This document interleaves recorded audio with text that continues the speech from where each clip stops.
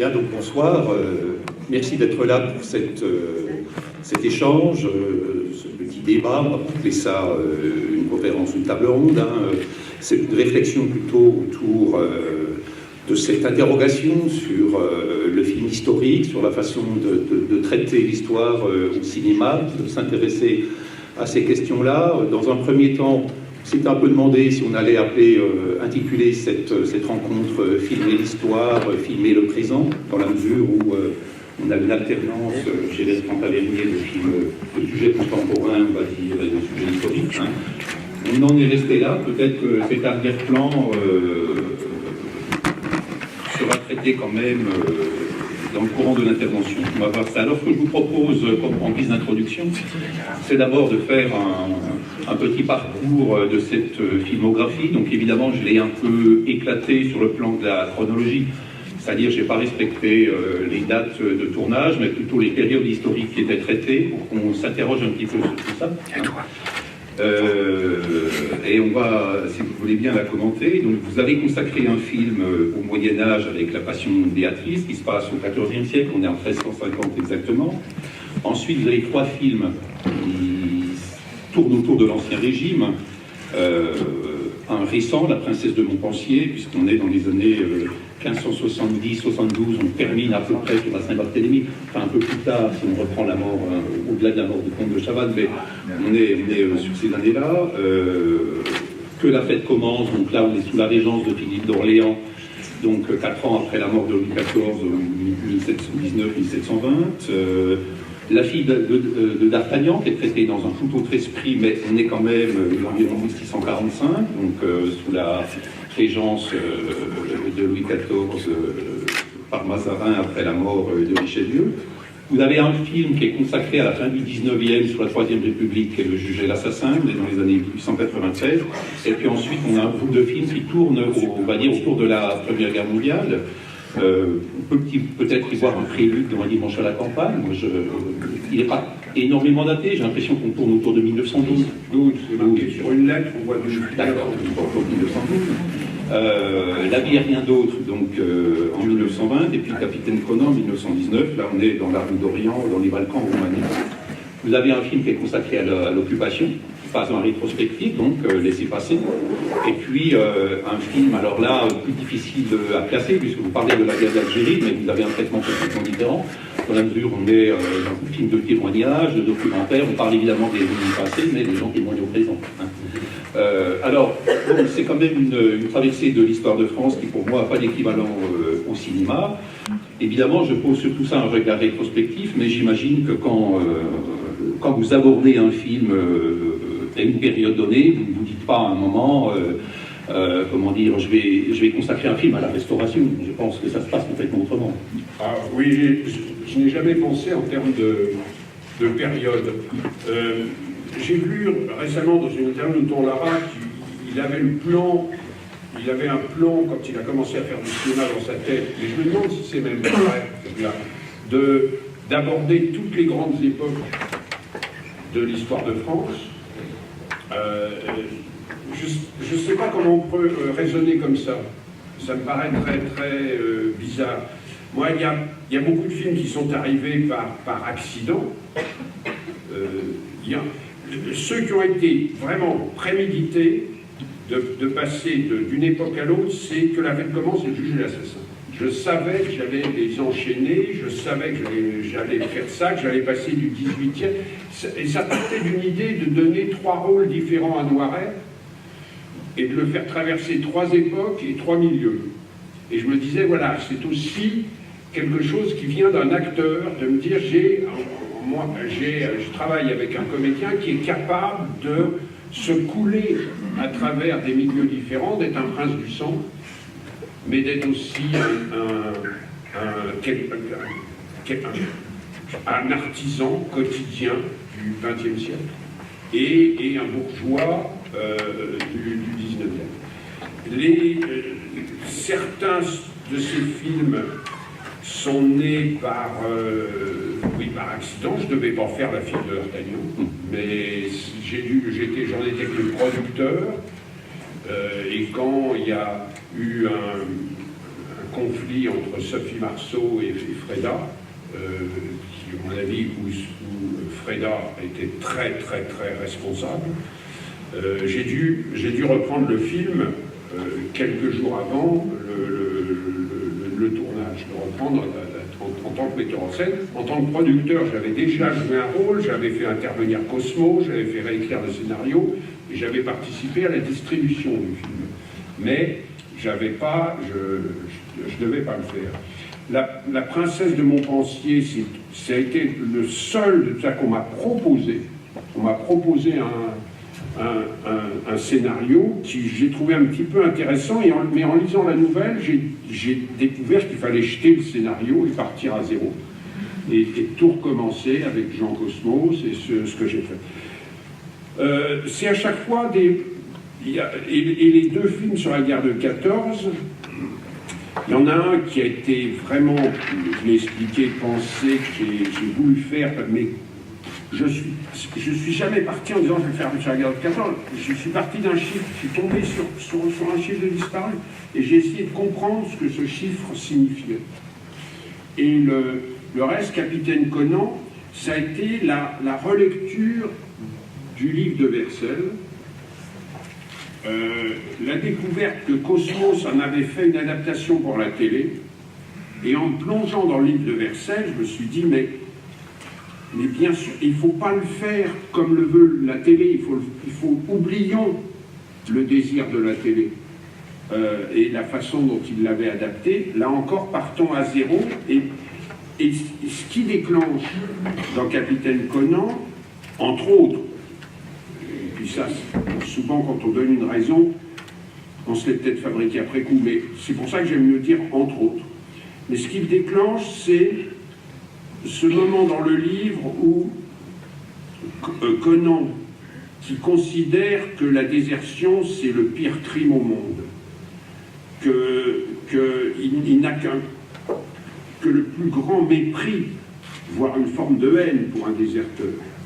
Et puis il rencontre Erlan, et tout d'un coup, il se dit, ce type-là, il a eu les foies, et je vais essayer de comprendre, il va sur le champ de bataille pour essayer de comprendre comment un type de 19-20 ans peut tout d'un coup avoir peur. Voilà. Et ça, c'est un geste qui m'a tellement touché. Je me suis dit que j'ai envie de faire un film sur quelqu'un qui fasse ça. Voilà, c'est parti, entre autres, c'était ça. Il y avait beaucoup d'autres choses. Il y avait, mais il y avait... il y avait le côté trouble du personnage de Conan qui m'attirait. C'est ça. Et voilà. Donc je pars jamais sur une époque. Mais la seule où j'ai caressé pendant un bout de temps, c'était un peu le Moyen-Âge. J'avais envie de faire un film sur le Moyen-Âge. J'avais à un moment pensé de faire une adaptation de Raoul de Cambrai, d'une chanson de geste qui s'appelait, que je connaissais bien, qui s'appelait Raoul de Cambrai. Mais quand tout d'un coup l'occasion c'est arrivé d'un scénario qui se passait en Italie sous les Borgia, je l'ai transposé en France au Moyen-Âge. Voilà. Alors j'aimerais qu'on revienne un peu à vos débuts, c'est-à-dire en gros environ 1974, quand vous allez commencer la première fiction historique de La Fête commence. Donc, parce que je voudrais qu'on compare ça avec ce qui peut se passer aujourd'hui quand vous faites La Princesse de Montpensier, si vous voulez. C'est-à-dire qu'en gros, pratiquement 40 ans se sont écoulés entre les deux. Il faut se replacer un peu dans le contexte de ce milieu des années 70. Hein.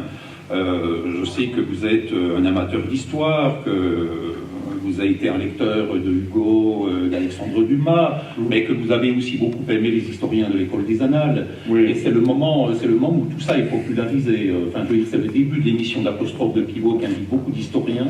Oui. C'est le moment où il y a un goût dans le grand public pour le roman historique. Il y a un roman, voilà. Claude Manceron, on a un petit peu oublié maintenant, mais il a joué un rôle capital à cette époque. Donc on a tout ça. Ça coïncide aussi quand même, il faut peut-être le dire quand même, le ministère à l'époque du gouvernement de Giscard d'Estaing, avec la mise en place des premières politiques du patrimoine aussi. Hein. Donc, oui, ça, mais j'en ai pas conscience. non, mais c'est la même époque, hein, quand même. Oui. C'est-à-dire une demande de recenser les lavoirs, enfin tout ce qui peut être historique et qu'on peut considérer comme patrimoine. Donc je pense qu'il y a un mouvement qui est complexe par rapport à ça. Alors, je vais sans doute regarder ce qu'on a fait en France à l'époque, aux fictions historiques, à la fois d'un double regard, si vous voulez, c'est-à-dire le regard de l'amateur d'histoire, du témoin cultivé, et en même temps le regard du cinéphile. Alors, quand vous démarrez là-dedans, quel est pour vous, disons, l'horizon du film historique français en 1974 et le regard que vous portez sur tout ça avant de vous y mettre vous-même? En tant que lecteur justement fanatique de Duby, de Jacques Le Goff, des écrivains des annales, je trouve que beaucoup de films historiques français, populaires, je pense, je les trouve extraordinairement médiocres. Et je trouve qu'ils n'ont aucun sens de l'histoire, tel que je peux sentir ce sens de l'histoire, quelquefois dans des films italiens, dans des films russes, dans des films américains. Dans le western, oui, dans le western, parce que les films historiques américains aussi, il y en a certains qui ont une sorte de mépris souverain vis-à-vis de l'histoire, à commencer par même de se tromper de plusieurs siècles dans les décors, et de n'y attacher aucune importance. Et surtout, vraiment n'y attacher, vraiment c'était... je crois que les metteurs en scène qu'il faisait étaient mais vraiment illettrés. Richard Thorpe, Christopher Chalis, le chef opérateur des Chevaliers de la Table Ronde, disait qu'il avait voulu... à un moment, il repérait des extérieurs pour ce film de Richard Thorpe, et il voulait amener Richard Thorpe. Il dit, puisqu'on est près, allons visiter la cathédrale de Chartres. Et Richard Thorpe lui a dit, quand on a vu une cathédrale, on les a toutes vues. C'est vous dire quand même ce qu'il y avait dans la tête d'un réalisateur qui était censé faire ce genre de film. Là, on reste un peu... donc, il y avait ça, et je trouvais, je sais pas, les films de Une Belle, je trouvais ça, mais au-delà, déjà je les trouvais catastrophiques par rapport aux romans qu'ils adaptaient, par rapport à Dumas. Alors il y avait quelques exceptions, et ces exceptions étaient majeures. Il y avait la Marseillaise. Il y avait la Marseillaise qui me paraissait tout d'un coup toucher du doigt. Voilà, c'était vers ça que j'avais envie d'aller. C'était en tous les cas, c'était ça. Il y avait quelques films comme ça que je trouvais réellement, il y en avait quelques-uns. Je n'avais pas encore vu le Napoléon d'Abel Gance, qui est un film quand même tout à fait étonnant.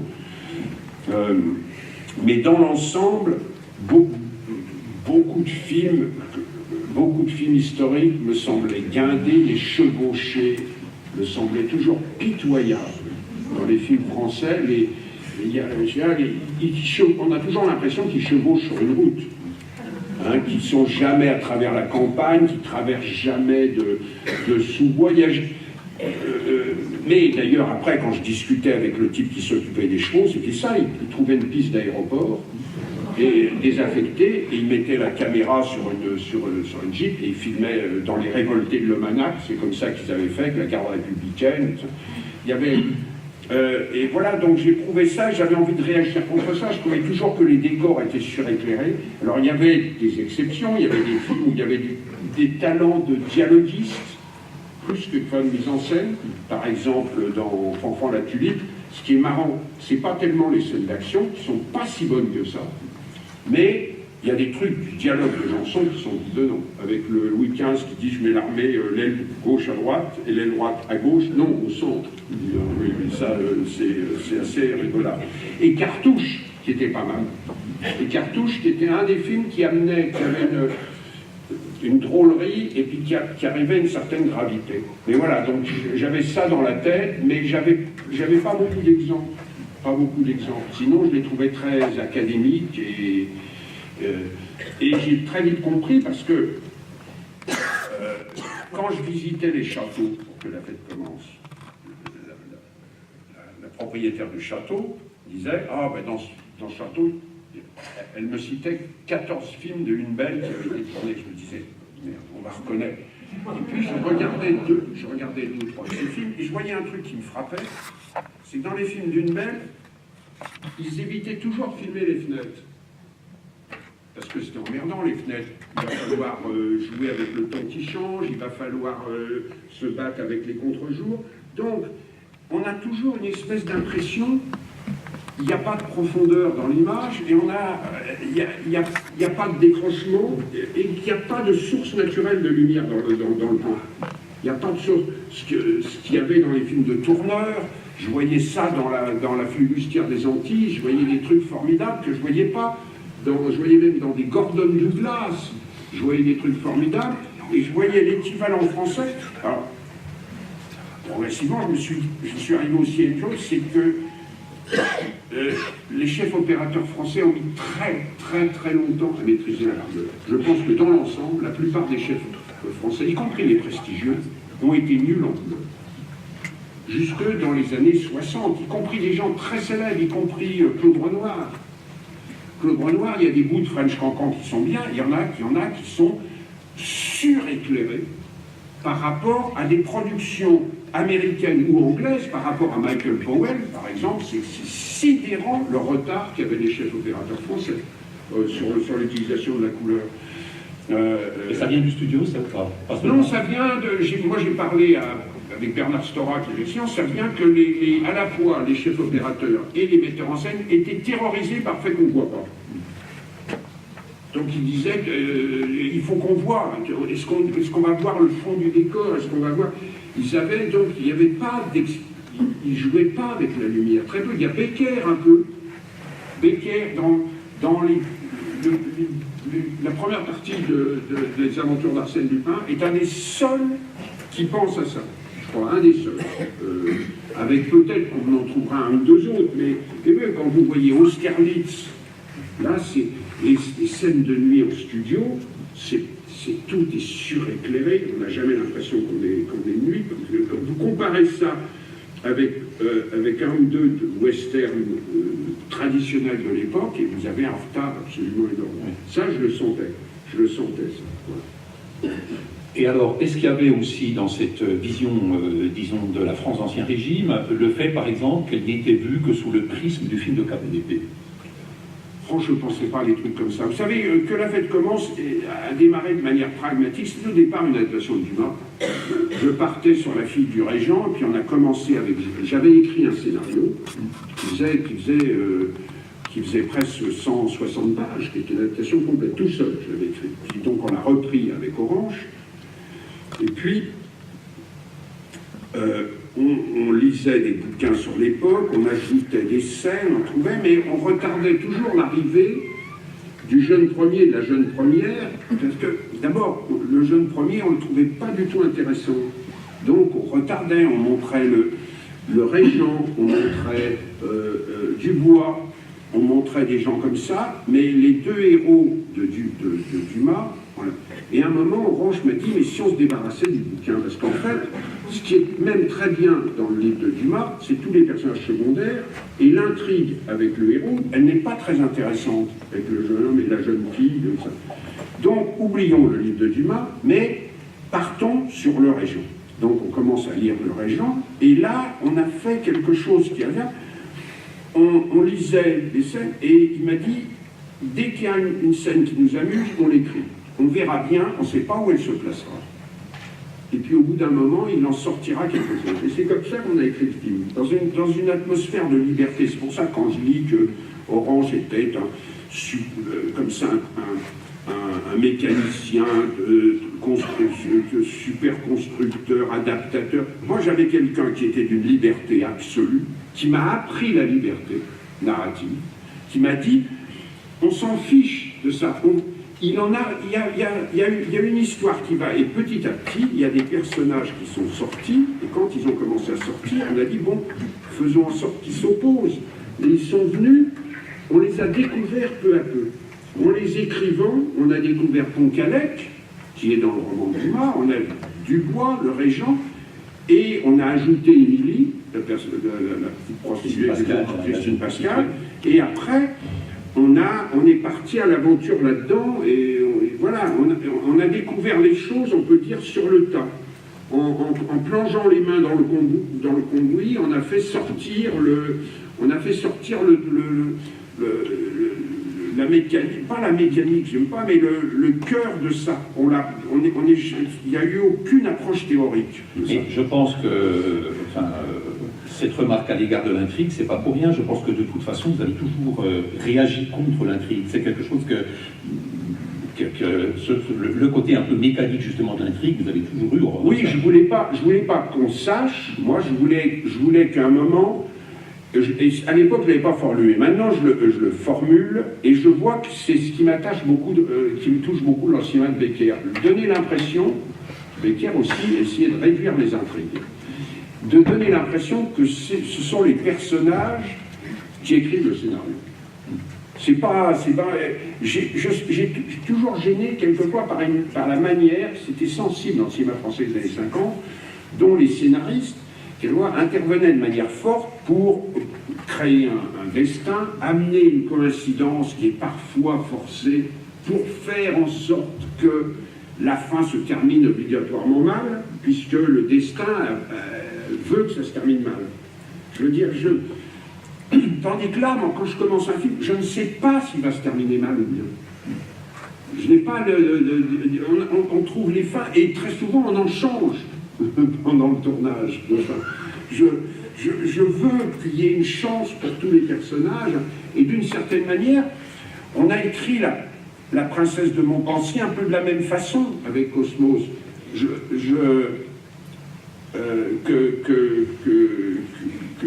Que la fête commence. Je tombais sur une phrase de la princesse de Montpensier, de Madame de Lafayette. Marie refusa la princesse refusa le mari que ses parents lui destinaient, si bien que ceux-ci durent la tourmenter. Et je demande à un historien, tourmenter. Elle écrit tourmenter au XVIIe, tourmenter. Et il me dit, ça veut dire torturer. Je dis, torturer, elle est quand même noble. Il dit, Bertrand, une jeune fille de 16, 17 ans, comme Marie de Montpensier, n'a pas plus de droit qu'une jeune fille dans une famille turque fondamentaliste ou dans une famille mormone ou protestante conservative ou juif conservateur. Ils n'ont aucun droit. Aucun droit. Et lui, qu'est-ce que son père peut lui faire? Il dit, bah, très bien, il peut l'enfermer dans un cachot, la fouetter, la jeter, la mettre au couvent. La sœur, en fait, la sœur de Philippe de Montpensier, à ce moment-là, Marie n'est pas encore de Montpensier, Marie de...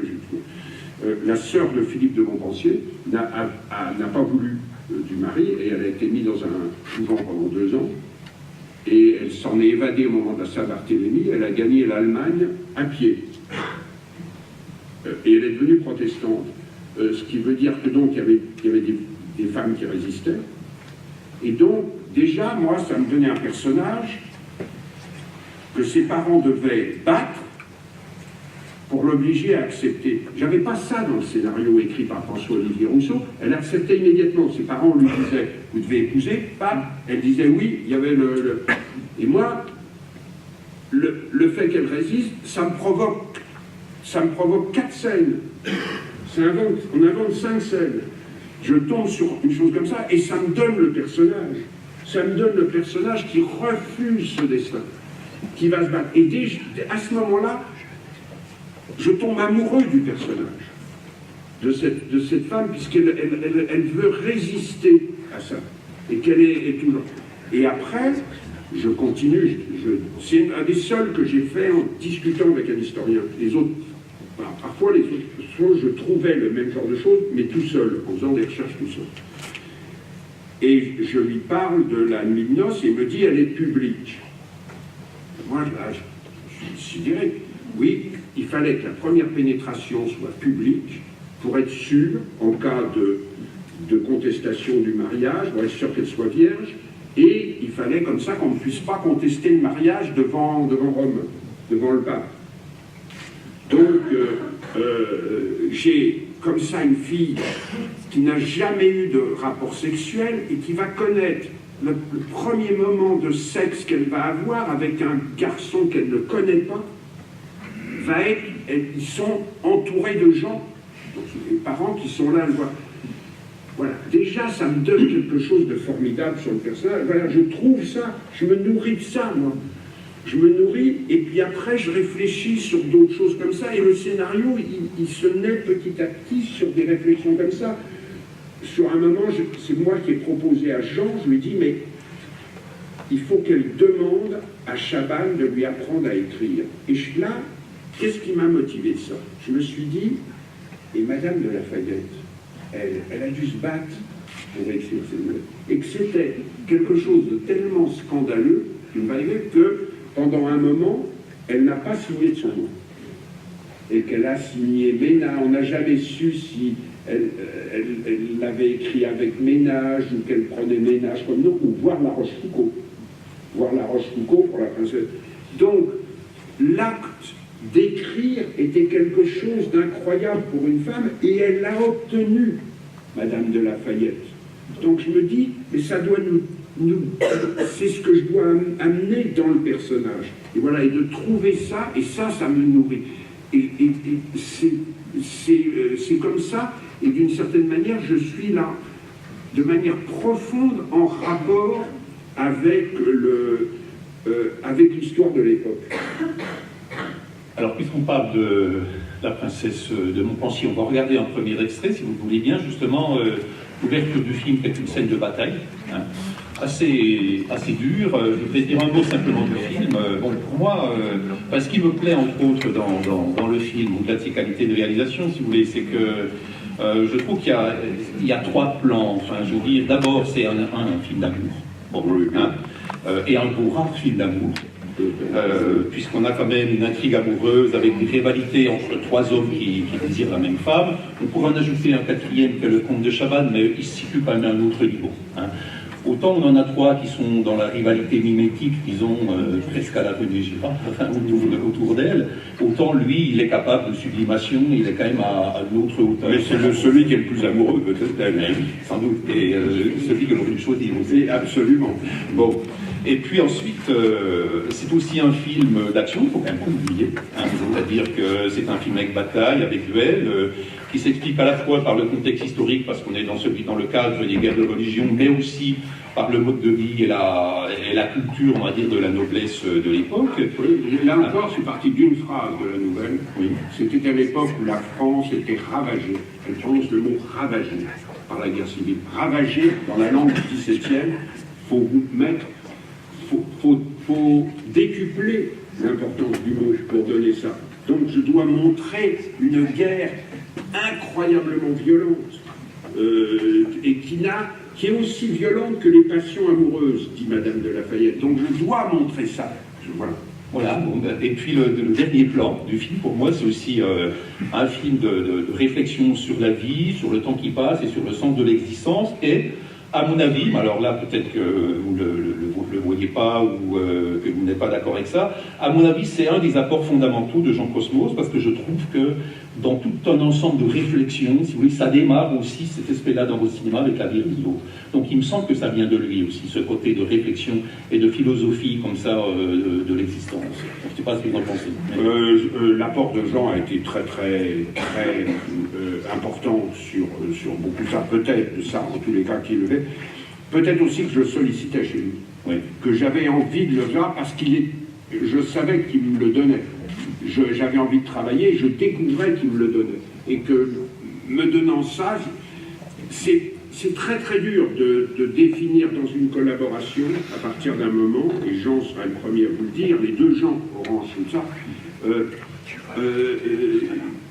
qui fait naître quoi, qui fait naître quoi. Je peux dire pratiquement, par exemple, que dans La vie rien d'autre, le personnage de Pascal Vignal a été une idée de Jean. Il y a d'autres choses où c'est complètement... et peut-être que ça, il me le donnait dans certains films et que j'avais envie qu'il me le redonne aussi dans la Princesse. Jean Ranche dit quelque chose de très beau là-dessus sur l'adaptation. Il disait que un jour qu'il était en train d'assister à une scène, la scène je crois du bateau, le bateau du Diable au corps, sur un tournage de nuit sur un ponton, et qu'il avait été visité par un de ses amis les plus chers, le docteur François, avec qui il parlait très souvent, et qui il avait parlé pendant qu'il écrivait ce film. Il habitait même chez eux. Et il dit qu'il regardait cette scène et en train de se tourner et qu'il se disait, mais cette scène, elle est de qui? Elle est pas complètement de Radiguet parce qu'elle n'est pas totalement dans le livre. Et elle est de Bost un peu, de moi, de Lara, certainement, et peut-être du docteur François. Il dit qu'il était là, parce que peut-être qu'un jour je lui en ai parlé, et qu'il a donné une phrase. Il dit voilà, qui est le propriétaire d'une idée dans un film?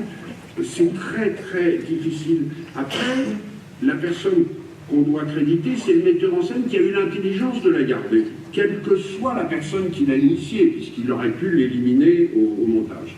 Ben, voyons le début. Alors on démarre d'une sous-ouverture jusqu'au début du générique de la Princesse de Lucie. Bon, alors, vous démarrez d'abord, vous décidez d'ouvrir le film par une scène d'action. Oui, je voulais montrer là, un peu comme quand je voulais montrer ce que c'était que la cruauté de la guerre. On en parlait, il fallait l'établir tout de suite. Et en plus, on s'est heurté à quelque chose, à un problème tout à fait de dramaturgie. Dans le scénario de François-Olivier Rousseau et dans la nouvelle, on dit que Chabannes décida d'abandonner le camp qui servait, c'est-à-dire le camp catholique. Il abandonne il l'abandonne. Dans le travail de François-Olivier Rousseau, il allait voir le prince et il disait « J'abandonne votre service ». Scène comme ça, de dialogue en chant contre chant. Et moi, il y a quelque chose qui ne va pas, on abandonne. C'est un acte de parjure. C'est comme quelqu'un qui, admettons, justement je discutais, c'est quelqu'un qui passe de la résistance dans la milice. Enfin, en gros, c'est un acte aussi, c'est un acte très fort de changer de camp, d'abandonner un seigneur à qui on a juré loyauté. D'ailleurs, il devient hors la loi. Il a besoin d'une protection parce que sinon, il peut être pendu pour un acte comme ça qui est un... Donc il faut que je trouve une raison pour ça. Il faut que je trouve une raison. Ça ne se fait pas comme ça sur un coup de tête. La raison, sans doute, dans l'esprit de Madame de Lafayette, c'est toutes les années de guerre, il a été témoin de beaucoup de choses. Moi, je suis obligé de ramasser ça. Et là encore, je discute avec Didier Le Fur et je lui dis quels sont les actes de violence qui vous amenaient en état de péché mortel. Il y en avait 3. Tous les autres étaient admis.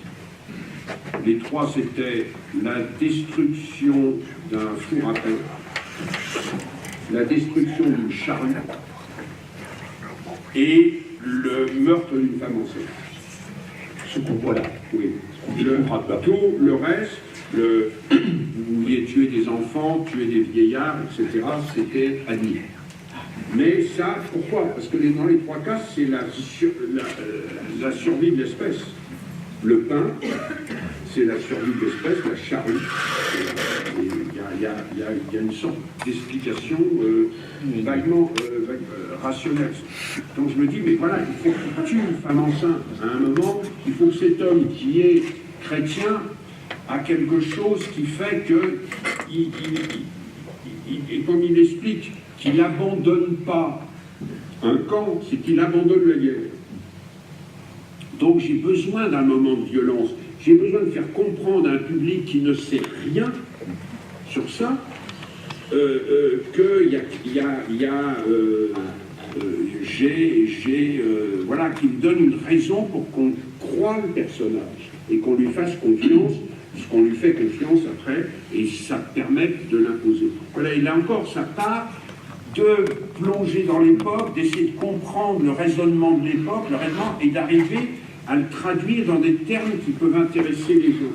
Et puis en plus, j'avais envie de me régaler au départ, d'avoir des gens, de chevaucher, d'avoir une coupe. J'avais l'avantage d'avoir Lambert Wilson, qui est un très bon cavalier, et qui pouvait se battre à l'épée, qui était extrêmement fort. Et donc je voulais aussi que les batailles soient cruelles, soient violentes, c'est qu'on tue des civils, qu'on tue des gens qui sont innocents, que ce soit pas c'est le contraire d'une guerre propre, si tant est que ça peut exister. Alors cette scène, elle a un rôle dramatique aussi, le meurtre de cette femme enceinte, dans la mesure où c'est un peu la scène primitive, c'est-à-dire qu'on va la retrouver à la fin, c'est ce qui causera sa perte. C'est ce qui causera ça. Il va toujours essayer de racheter, il a commis un péché mortel.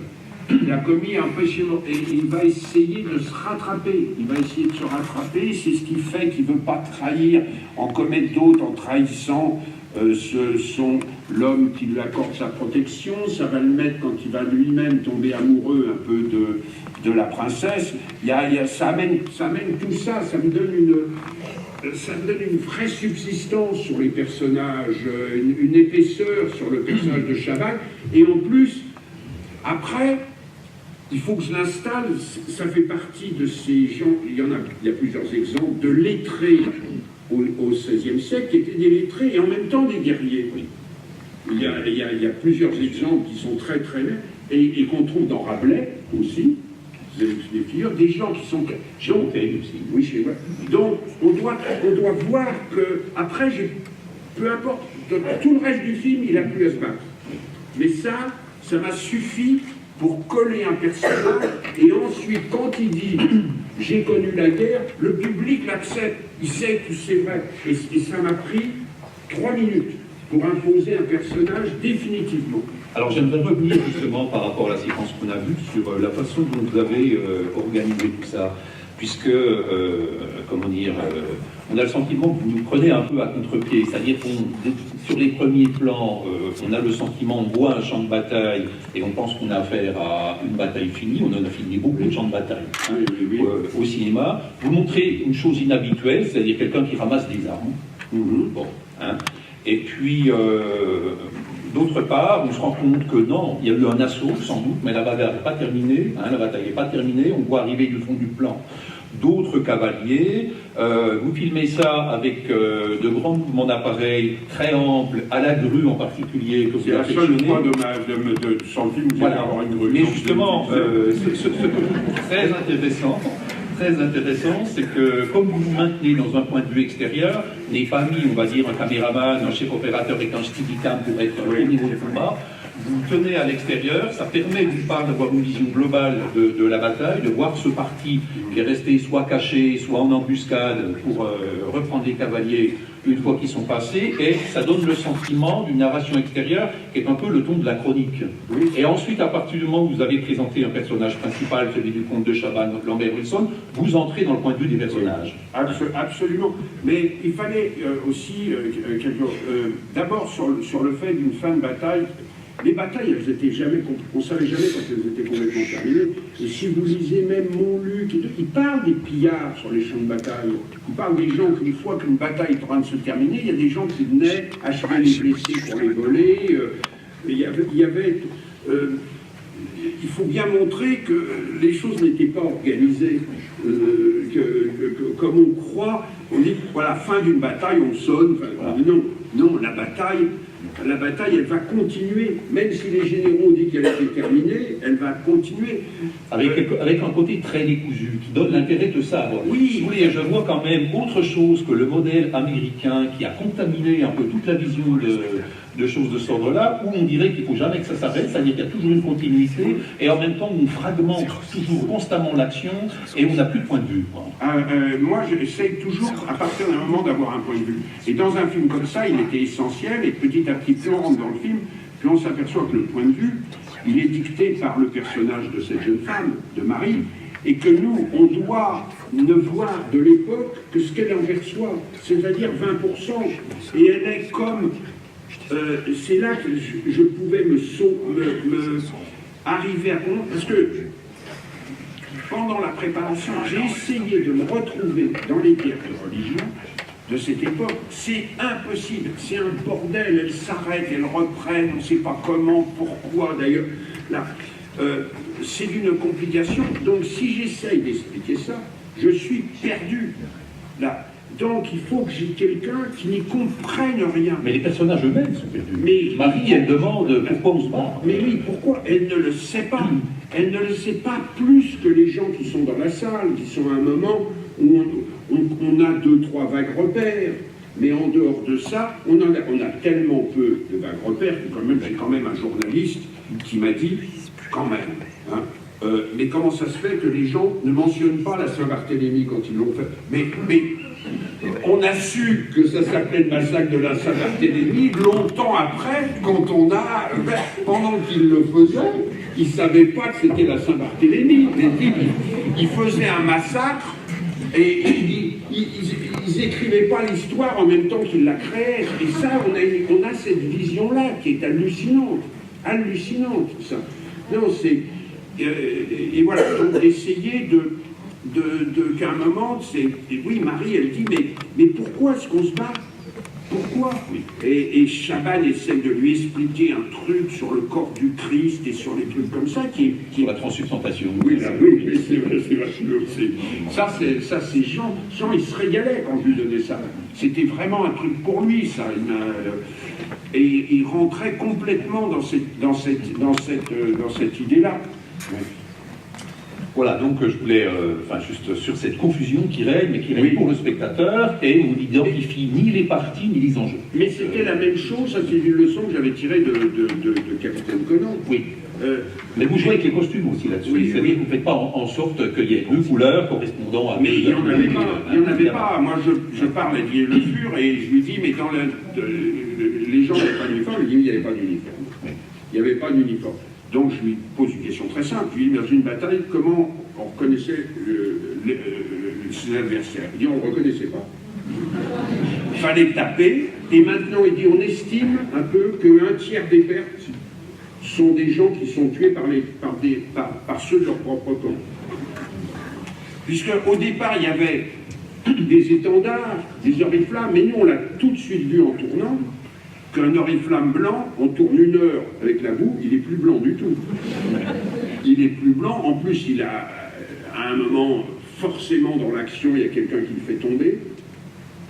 Donc, le fameux « ralliez-vous à mon panache blanc » d'Henri IV, on comprend ça, parce que c'était impossible. En effet, il fallait coller au panache blanc d'Henri IV. Là, on était sûr qu'on était avec le bon camp. Mais si on perdait le panache blanc, ben, on était complètement perdu. Les gens... tout le monde étant des mercenaires, et souvent des mercenaires du même pays dans les deux camps. Donc on ne pouvait pas se repérer par la langue, on ne pouvait pas se repérer par... c'était des Suisses ou des Allemands, mais qui servaient dans les deux camps, selon ce qu'on les payait. Mais vous savez, pendant la Deuxième Guerre mondiale, on était aussi dans les deux camps, c'est pour ça qu'on ne pouvait pas la perdre. Hein. Oui, mais voilà, donc c'est... Et ça, c'est une chose que j'avais expérimenté dans Conan. Parce que dans Conan, il n'y a pas 10 personnes dans la salle quand ils voient Conan qui savent qu'on s'était battu contre les Bulgares. Oui. Qui savent aussi reconnaître tous les lieux traversés par les personnages. Mais comment il faut faire? Il faut que les personnages du film soient aussi paumés qu'eux. Ils se disent, où est-ce qu'on est là? Mais où est-ce qu'on est? Qu'est-ce qu'on fait? On va de l'Est, on va vers l'Italie, on va vers... les soldats n'en savaient rien. Où on les transbahutait. Et là, ça devient, à ce moment-là, ça devient vraiment intéressant. Vous êtes dans la tête des gens qui sont en train de se battre et qui ne comprennent pas où ils sont. Et puis en plus, comment est-ce que vous dramatisez qu'on se bat contre les Bulgares? Moi, j'explique toujours ça. Il faut un moment aussi, dans un film historique, il faut un moment jouer une carte et espérer que ça va marcher. Parce que vous ne pouvez pas écrire une scène en disant il est monté Conan, il est parti attaquer les Bulles. Ah, les Bulgares? On se bat contre les Bulgares? Ah oui? Ah oui? Oui, oui, depuis 1 an et demi. Oui. Je veux dire, vous commencez une discussion là-dessus, là où Norbert, il est complètement cinglé, où même il le sait, en arrivant en France, que la bataille, elle est contre les Bulgares, les Turcs, les Autrichiens et les Allemands. On sait les ennemis. Donc, vous ne pouvez pas l'expliquer à des gens... Ça, c'est quelque chose, j'avais pris conscience très très vite que dans beaucoup de films, il y avait ce que j'appelle le syndrome de la contractuelle. Il y a des types qui sortent et puis qui disent la voiture, ah merde, là, il y a une contractuelle qui m'a mis un PV. Et le type dit, une contractuelle? Qu'est-ce que c'est une contractuelle? C'est quoi? Explique-moi ce que c'est. Alors, tu dis, bah, écoutez, d'où tu sors, toi? Tu as été en prison pendant 40 ans, tu sais pas ce que c'est. Et bien, dans beaucoup de films, c'est ça. Vous avez des gens qui expliquent à d'autres personnages ce que ces personnages sont censés savoir, mais en fait, ils sont en train de l'expliquer à un public qui l'ignore. Et ça, c'était un truc avec Orange, mais pas avec Cosmos, qu'on voulait à tout prix éviter. On voulait expliquer l'explication sur la contractuelle. Hein, et on voulait l'éviter. Alors, je voudrais qu'on aborde un autre aspect. Donc, on a vu un bon exemple là, c'est le rapport au lieu et en particulier au paysage. Quand vous avez à filmer des films d'époque, donc dans cette France d'Ancien Régime, à un moment, vous confrontez quand même à des extérieurs, à des paysages qui doivent être plausibles, et en même temps qui peuvent parfois être défigurés par l'urbanisation ou par l'agriculture. Donc est-ce que vous, dans ces cas-là, quels sont les choix que vous opérez? Est-ce que vous en remettez aux décorateurs et au repérage? Comment est-ce que vous intervenez? D'abord, je passe un temps fou sur les repérages. Oui. Mais je consacre un budget important. J'ai un temps énorme. Le fait d'être producteur de mes films, coproducteur, me permet d'être... de pouvoir préparer le temps que je veux. Et il faut mettre un temps, je ne sais pas, sur la vie, rien d'autre. On a passé au moins 1 mois et demi, peut-être même 2 mois, à essayer de trouver le tunnel. Le producteur principal, Hachette, nous avait interdit, il a dit qu'on arrête le film, on n'a pas le financement. Et moi, si j'arrête le film et que je licencie les gens, je perds des décorateurs formidables, je perds une équipe formidable, une équipe motivée, donc je les ai payés en sous-main, avec mon argent. Je les ai payés pour ne pas arrêter le film. Parce que c'était important, ils faisaient toutes les voies ferrées abandonnées, tous les tunnels, jusqu'à ce qu'on trouve, et on a fini par trouver le bon. Et ça demande du temps. Donc je suis là-dessus très exigeant, j'y vais, je demande des choses spécifiques, puis je retourne, je refuse. Là, par exemple, sur la princesse, je voulais un champ de bataille, j'avais dit, voilà, je veux un champ de bataille avec des collines, avec un relief là, qui me permettent, je sais que j'aurai pas des masses de figurants, mais si j'ai ça, je vous promets que ça me donnera une bataille où on aura l'impression qu'on a 800 personnes, simplement en changeant d'axe, en réutilisant tous les gens dans tous les là, et chaque fois en utilisant des voitures qui brûlent, des chariots qui brûlent, des fumées, le brouillard. Je vais dynamiser le truc. Là, le champ de bataille du début, on a bien mis 3 semaines, on a sillonné la région, puis tout d'un coup, je vois ce champ en pente, je vois cette rivière, les arbres, je me dis, mais si on a ça, on peut avoir les cavaliers qui surgissent, je peux avoir les cavaliers qui disparaissent derrière le rideau d'arbres, ce qui me donne un effet frappant, et je peux avoir les cavaliers en embuscade qui sont en train de faire boire les chevaux, je ne sais pas, et qui voient tout d'un coup des gens du camp d'ennemis qui s'en vont et qui peuvent les poursuivre. J'ai tout d'un coup, ça m'a donné la scène. Ça, mais c'est qu'on a cherché, voilà, donc je passe un temps fou, et après il y a ce qu'on dit, ce que j'avais dit, moi je voulais être en un seul plan, jusqu'au franchissement de la rivière, je voulais être en un seul, même jusqu'à la découverte de Lambert Wilson, des cavaliers menés par Wilson, je voulais être en un seul plan. Et on a été là-dessus. Donc ça demandait de placer une raille comme ça, ça demandait une une répétition assez précise. C'est du boulot. Et puis et en plus, on a perdu du temps parce que Lambert Wilson a perdu son épée dans une prise. Donc, et les types ont dit qu'il faut absolument qu'elle la retrouve parce que si les chevaux marchent sur l'épée, ils vont se blesser. Donc on a perdu 3/4 d'heure à essayer de retrouver l'épée dans le champ. Ça, je l'ai maudit. Je l'ai maudit.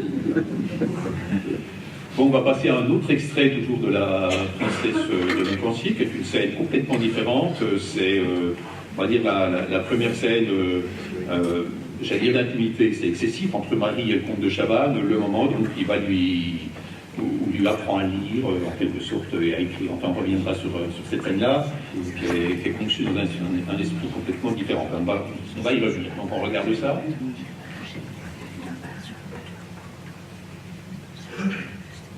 Voilà. Ah, c'est un beau texte. Oh, là, ça, c'est un dialogue de là. Il n'y a rien de Madame de Lafayette. Hein. C'est entièrement nul, ça, cette idée. Et je suis très, très, très content de l'utilisation de la musique que je fais. Philippe Sard avait écrit ce thème-là pour un petit orchestre. On avait un orchestre qui était étrange. Hein. Il y avait contrebasse, violoncelle, percussion, rien d'autre, et trombone. Rien d'autre, aucun autre instrument. Une section de trombone, une section de violoncelle, une section de contrebasse et 4 percussions. Et il avait écrit pour ça, et puis je lui ai dit, mais moi j'aimerais mieux, je voudrais avoir une version de ce thème, uniquement avec il y avait un soliste français de flûte à bec, voilà. Je voudrais la flûte, la contrebasse et le trombone, c'est tout. Je voudrais avoir ça. Et il l'a fait, et c'est ce que j'ai monté. Et je trouve que ça n'écrasait pas du tout la scène. Et quand tout d'un coup le trombone à chaque fois, moi j'ai mon émotion quand le trombone arrive et prend une partie, et il y a sa voix qui apparaît dans la dernière moment quand elle commence à écrire, et qu'il y a l'orage derrière, on entend la pluie et l'orage. Là, je trouve qu'il y a un mélange des bruits de la nature et puis de ce trombone, ça c'est qui est très très très beau. Et la scène est née de ce que j'ai dit, de réflexion de ce que je pensais, Madame de Lafayette, et de dire que tout d'un coup c'est une femme qui, Marie pour moi, tout d'un coup elle comprend qu'une manière de survivre c'est la culture. Et à travers elle, c'est pas dit et je vais pas le souligner, je pense à toutes ces femmes qui, dans des pays ravagés par les guerres, les dictatures, la religion, essayent de maintenir justement l'école, essayent d'apprendre à lire et à écrire à des enfants, ces femmes, ces institutrices algériennes ou irakiennes ou afghanes qui essayent de ça. Pour moi, j'avais ça dans la tête et je l'avais dit à Marie, à Mélanie. J'avais dit, voilà, j'ai ça. Je suis en train de penser à ces femmes pour qui le fait de savoir lire et écrire est quelque chose de vital. C'est pas un truc anodin et c'est pas quelque chose qu'on peut gâcher. Ça peut gâcher. C'est quelque chose qui est important pour ton personnage et je voulais y mettre une importance, le souligner par la musique, le souligner par la scène d'après, et juste à la fin de cette discussion sur les astres, qui est là en grande partie, alors là c'est l'apport de Cosmos, cette discussion sur les astres, parce que moi j'y connais rien, la constellation du chameau et tout ça, je nage là-dedans. J'ai ajouté ce plan, il y a 2 trucs qui n'étaient pas écrits. Le fait que Mélanie répète un très grand malheur, ça, c'est un truc qu'elle a décidé de dire et que j'ai gardé. Qu'elle répète le mot provoquant un très grand malheur. Je trouvais là. Et puis l'autre chose que j'ai ajouté, c'est un des multiples plans muets où on voit Marie de Montpensier avec sa servante, avec cela, en train de tout d'un coup de danser, de s'amuser. Parce que je me disais, il y a un truc qui va menacer dans le film, c'est qu'elle est seule. Son mari va revenir de guerre dans 6 mois, dans 7 mois. Là, et comment casser, c'est une chose que toutes les femmes expérimentaient. Comment arriver à casser le fait que pour elle, ce n'était pas un exil. Donc ce personnage n'existait pas dans le scénario, et je l'ai fait naître, je me suis dit, elle a quelqu'un de son âge, et si on le monte 2-3 fois en train de manger des châtaignes, de faire cuire des trucs, d'avoir des espèces d'occupations comme là, tout d'un coup de danser, comme si elle lui apprenait, ils ont parlé de la cour, elle lui apprenait les danses de la cour. D'un seul coup, la vie va paraître normale. La vie dans ce château va pas prendre des allures d'exil, des choses comme ça va paraître la vie qu'avaient ces jeunes femmes de l'époque. Et ça m'a... Je pense que ça a l'air de rien, mais les 6-7 plans ajoutés là ont changé la tonalité du film. Au lieu de faire l'impression qu'elle est seule et qu'elle est triste, ça a donné quelque chose de... Voilà, on ne se pose plus ce genre de questions, parce qu'il y a des moments où elle rit, elle s'amuse. Et alors, Mélanie Thierry, c'est une actrice, on part, c'est une merveille des merveilles. Hein. Ça, alors il y a quelque chose aussi qui me plaît beaucoup là-dedans, c'est ce qui touche à la construction dramatique, parce que on a 2 scènes complètement différentes, on sait bien voir là, et puisqu'on a parlé du western tout à l'heure, dans le western classique justement, chez Hawks ou chez Ford, on n'oubliait pas de faire une alternance de temps fort et de temps, disons, de respiration. Hein. Juste derrière cette scène, il va y avoir une scène de bataille à nouveau. Donc, et en général, ces scènes qui parfois étaient jugées comme des scènes sentimentales, étaient en réalité des scènes où on construisait les personnages. Absolument. On construisait beaucoup les rapports humains. Oui. Donc là, vous êtes dans une scène de construction qui semble extérieure à l'action, si vous voulez, autour de Marie de Montpensier, qui en fait est une scène déterminante sur ce plan-là, parce que ce que vous installez en même temps, c'est aussi tout un soubassement sentimental où on s'interroge, que pense-t-il l'un de l'autre, quels sont les sentiments qu'il y a l'un par rapport à l'autre. Et c'est ce qui donne aussi au spectateur du plaisir à la scène. Et puis on sent que Chabannes commence à être intéressé, qu'en plus, après, on découvrira que toutes les histoires d'astres vont jouer un grand rôle, en effet, à la cour, avec Marie de Médicis. Donc tout ça aura des répercussions tout le long du film, cette scène-là de désastre, de trucs comme ça.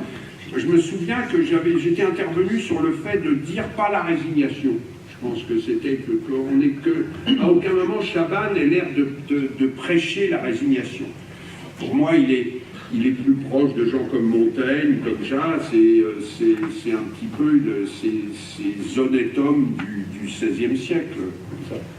Et il finit un peu comme Bussy dans La Dame de Montsoreau, je trouve, oui. Dans ce guet-apens avec plusieurs hommes.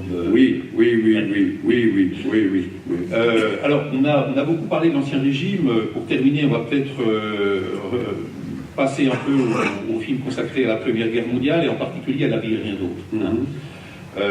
Alors là aussi, on va essayer de se replacer un petit peu dans le contexte. On est en 1989. Vous abordez ça, une époque où, il faut le dire aujourd'hui, la Première Guerre mondiale n'est absolument plus à la mode. Non, pas du tout. Ça, on me l'a fait assez sentir, le financement. Je pense que les producteurs le font comprendre. Oui, absolument. C'est un des films les plus durs à monter que j'ai eu, et Dieu sait si à chaque fois j'ai éprouvé du mal à monter les films. Et celui-là, je crois que c'est un des records absolus.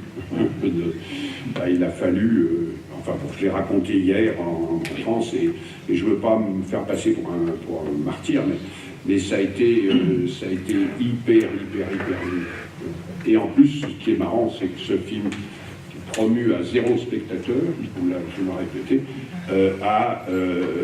on a fait 500 000 à Paris, et au total a gagné 32 prix internationaux. Voilà, donc c'est prouve que les gens parfois peuvent se tromper. On est sauvé par ça. On va essayer de le situer un peu, de dire 2 mots du sujet et puis de situer l'extrait. Donc on parle de la Première Guerre mondiale, après coup, puisqu'on est en 1920, à l'époque où les zones de guerre sont encore totalement dévastées avec des infrastructures inexistantes. où économiquement la France a quand même du mal à se relever, et d'autant que vous filmez un peu là où était le front, on va dire, en Lorraine, et puis d'autre part, donc c'est le moment où on cherche l'État français, cherche un soldat qui sera le soldat inconnu, donc on installera sous l'Arc de Triomphe, et parallèlement on a un commandant de la Plane, interprété magistralement par Philippe Noiret, qui lui est chargé donc de retrouver des disparus et de les identifier. Il retrouve donc une femme qui est à la recherche d'un mari disparu, Irène de Courty, qui est interprétée par Sabine Azema, et puis on a une autre jeune femme d'une origine sociale beaucoup plus modeste, Pascal Lignal, donc qui elle recherche également son fiancé. Alors je dis pas la suite pour ceux qui n'ont pas vu le film. Bon, alors je vous propose donc de voir en extrait une séquence qui se trouve autour du tunnel de Grésocourt, le moment donc où on va proposer à tout le monde, y compris aux civils, de s'installer provisoirement dans cette usine désaffectée. On reviendra dessus.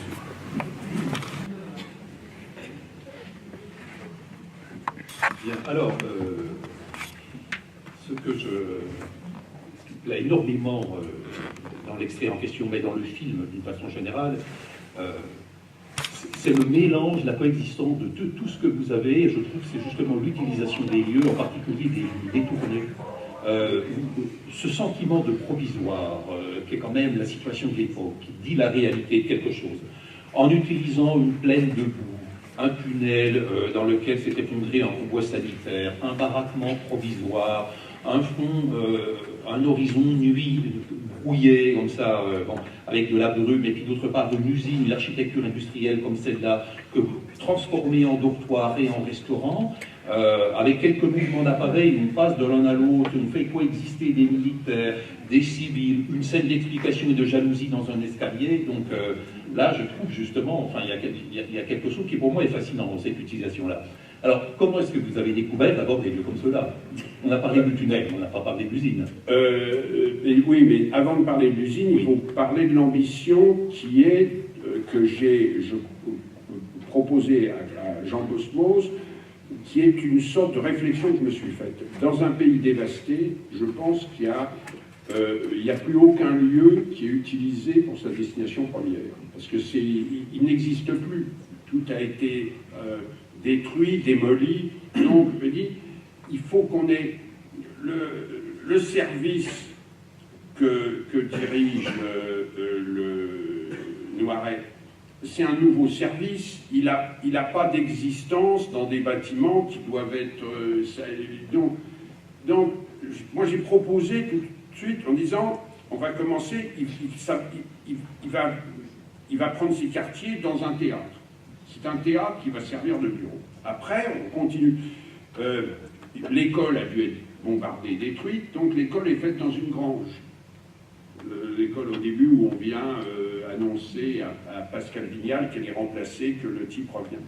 Donc, prenons ça comme règle qu'aucun des lieux n'existe plus, parce que tout a été tellement rasé, et il n'y a rien qui ne... Comment dire? Il n'y a aucun document écrit qui dise que c'est juste. Sauf que, après le film, on a eu plein de témoignages, mais après coup, qui nous ont dit ça. C'est une intuition que j'ai eue, que c'est comme ça que ça devait arriver. Parce que, voilà, c'est de me dire, il n'y a plus de salle des fêtes. Donc, les gens, qu'est-ce qu'ils vont... Ça va être dans une église.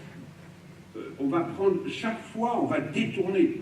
Et on cherchait pour un hôtel, on se dit, mais comme il y a les usines qui n'ont pas été bombardées, ben les types se sont arrangés pour héberger en pensant.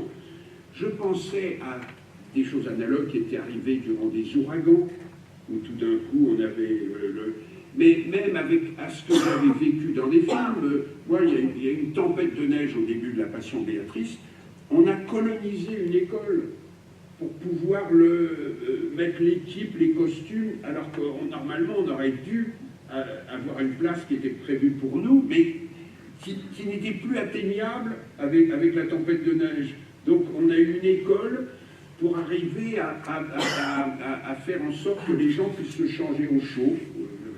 On a donc détourné une école qui est devenue un lieu de production du film. Et là, voilà, on a décidé d'appliquer ça, et quand on a eu l'idée de l'usine, alors après on a commencé le repérage. Et on tombe sur cette immense usine avec ses ronds. Je me souviens, moi je l'ai choisi, puis après je suis retourné voir les décors avec le chef opérateur, avec Bruno de Kayser. Et je lui ai dit, Bruno, tu vois, de quoi tu as besoin? Alors il regardait, tu vois, puis il a un peu bourru, il a un peu ours, ça, il me dit, un peu de please pour les roues, parce qu'il faut les faire un peu briller. Et j'ai dit, je crois que d'abord, j'aurais besoin de 2-3 femmes de ménage. On a retiré en dessous des roues 1 tonne de gravats. 1 tonne de trucs qu'on a évacués avec les machinaux du film ou les gens de la déco. Voilà. On a décidé et tout de suite, ça m'a fait un décor formidable. Et j'avais à ce moment-là écrit à Jacques Lang en disant « Classez-le, ce décor. Classez-le. C'est un exemple d'architecture industrielle qui peut être pour faire comprendre à des mômes où travaillaient les gens. Quand on travaillait à côté de ces roues-là, c'est quelque chose qu'il faut arriver à faire comprendre. Ça pourrait être un lieu d'exposition magnifique d'art contemporain. Et il n'y a eu aucune inertie du ministère, et ça a été rasé quelques 4 ou 5 mois après le tournage, cette usine, et c'est un... Voilà. Donc c'est un long temps de repérage, mais d'abord l'idée d'avoir une idée que j'ai continué dans Conan, et dont j'ai trouvé la preuve dans Vercel, pas dans le roman Capitaine Conan, dans les nouvelles de Vercel. Vercel a écrit plusieurs nouvelles sur l'armée d'Orient qui sont toutes remarquables. Et dans beaucoup de nouvelles, on s'aperçoit que les conseils de guerre ont lieu dans les restaurants d'hôtel. Parce que l'armée française n'a pas de caserne. Donc les gens sont logés au lycée français de Bucarest, les officiers, que les conseils de guerre ont lieu dans la chambre, dans la salle de restaurant d'hôtel, tout de suite. Et à ce moment-là, avec Jean, on discute, et Jean me dit, ben, il faut qu'il y en ait un qui ait lieu dans un bordel.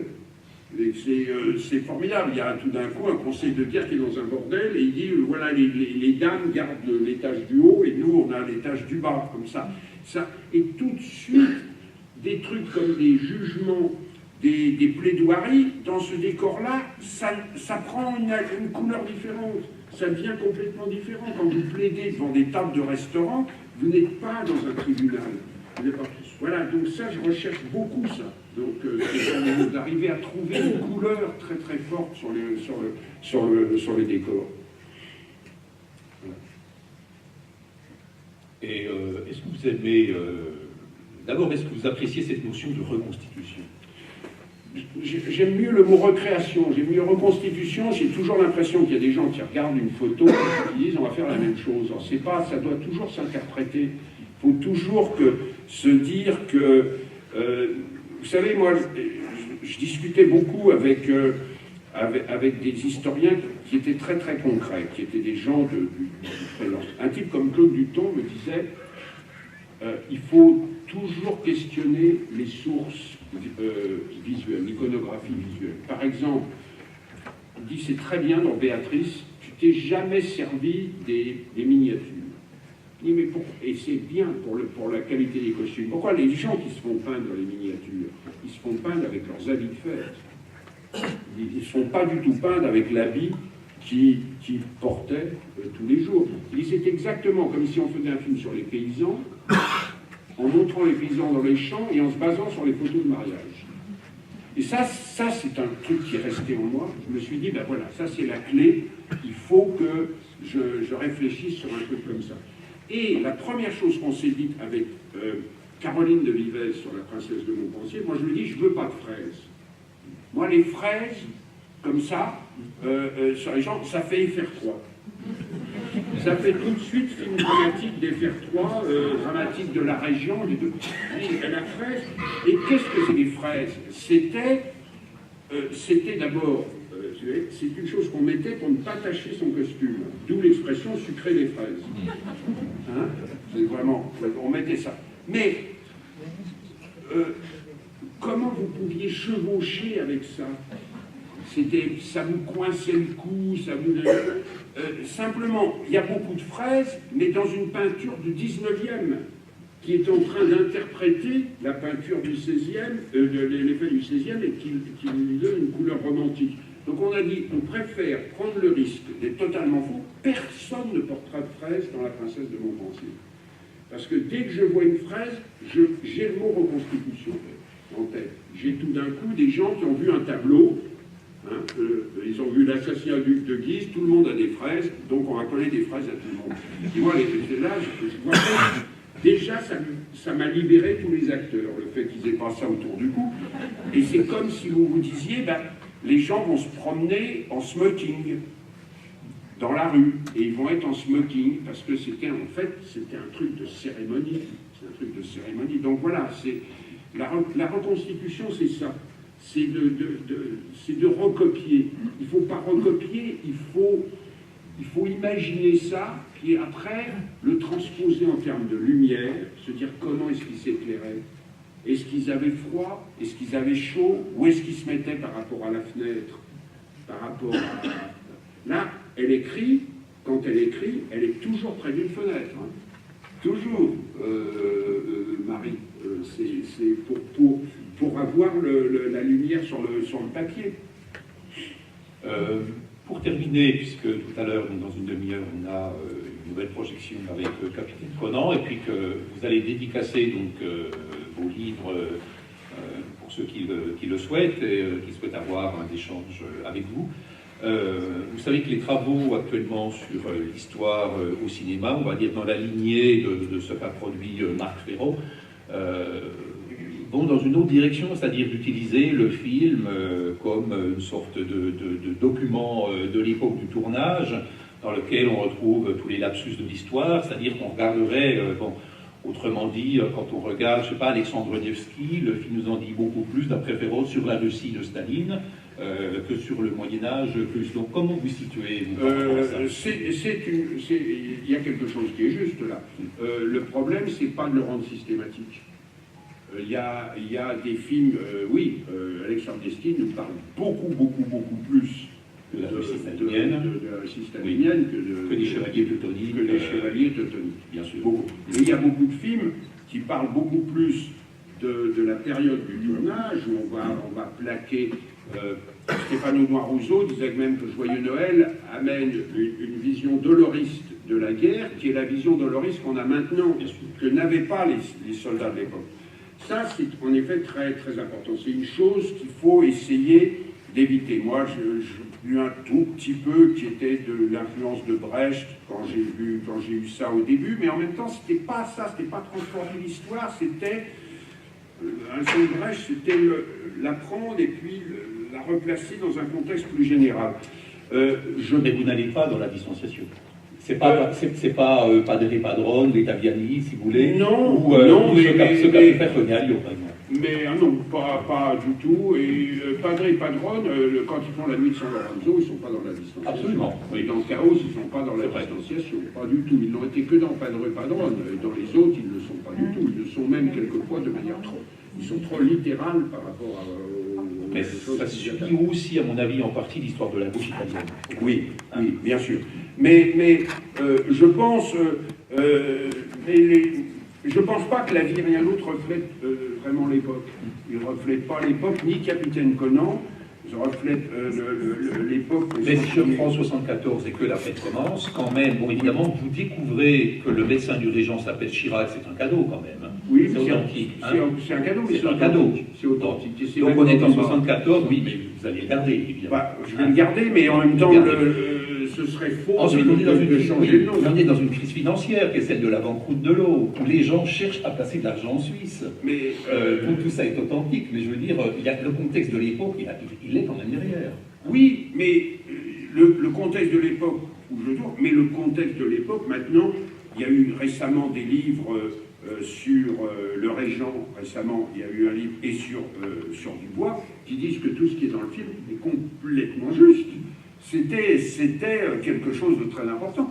L'histoire du papier-monnaie, l'histoire de l'inflation et de la crise boursière provoquée par exemple comme ça, moi j'avais qu'à piocher là-dedans. C'était pas, à la limite, moi c'était l'histoire. J'étais épaté parce que l'histoire avait de moderne qu'elle avait. C'était pas parce que oui, il y a des films moi, qui m'ont gêné, qui sont des films où tout d'un coup l'histoire disparaît derrière le contexte. Vous voyez l'adaptation des Chouans d'Henri Calef. Les gens, quand ils font les Chouans, en fait, et c'est ce qu'il y a de plus intéressant dans le film, étrangement, c'est que tout d'un coup, ils parlent des règlements de compte de la libération et de l'occupation à l'intérieur du film. Tout d'un coup, ça donne une couleur. Mais la partie sur les Chouans, la bataille entre les républicains et les Chouans, c'est complètement loupé, ça. Ça, moi, j'essaye que quand même, il y ait une réalité très forte, très physique de l'époque. La réalité physique, et qu'elle ne soit pas due à une vision moderne de l'époque, mais simplement à la manière de se comporter des gens, etc. Après, on est toujours... c'est impossible de ne pas être influencé par l'air que nous respirons à l'époque. C'est impossible. Je pense que Ferraud est trop abstrait dans certains trucs et un petit peu trop dogmatique. Moi, Ferraud, je l'admire énormément. Je le trouve, en tant qu'historien, moi je l'ai vu, La guerre sans nom, il en a vu que la première moitié et il a fait un énorme papier dessus. Il n'a pas vu la deuxième moitié, comment ça se terminait. Et j'ai trouvé bizarre qu'un historien... critique du cinéma que jamais ça. Oui, et là tout d'un coup je me suis dit, mais il y a des intellectuels qui font ça, ils le font. Finkielkraut avec Underground, là tout d'un coup, des gens, j'ai trouvé sa méthode, je me suis dit, mais est-ce qu'il est si rigoureux que ça? Parce que sur mon film, il n'est pas rigoureux du tout, parce que la deuxième partie du film ne correspond pas exactement. La première partie disait que ça ressemble à Pour l'exemple, mais la deuxième partie, avec la fin sur les malades mentaux et sur la conclusion du film, sur l'OAS et sur le changement du type, c'est pas du tout Pour l'exemple de Lozès. C'est une chose qui est très très française sur l'époque et sur maintenant. Donc, petit bémol sur les méthodes de Ferraud, que par ailleurs j'admire et dont j'adore l'autobiographie. J'ai trouvé formidable ça. Voilà, donc je trouve que de penser, oui bien sûr, il y a ce livre formidable de Hervé Dumont, Le cinéma et l'Antiquité, il vous montre que Samson et Dalila est un film sur les rapports entre l'Amérique et Israël en 1948, beaucoup plus que sur la Bible. Oui, ça c'est évident. Là-dessus, c'est super intéressant ça. Mais les Américains étaient très très vrais. La Marseillaise dépend du Front populaire, dépend. Mais néanmoins, la vision de la famille royale, elle a une vision qui est intéressante et qui transcende les époques. Et quand... Les positions des personnages dans La Grande Illusion sont des positions de 39. Oui, c'est des positions de 39. Pas des positions de la Première Guerre mondiale. Non, ça c'est en tous les cas de 39 peut-être, oui, de cet esprit d'avant-guerre. De cet esprit-là, mais néanmoins, je pense qu'il y a certains détails très très pragmatiques sur les évasions et la coexistence de tous les personnages qui se parlent, qui doivent aussi correspondre un peu aussi à une description de camp de prisonniers. Bien, on va en rester là. Je vous remercie pour votre attention. Je remercie beaucoup pour votre comptabilité.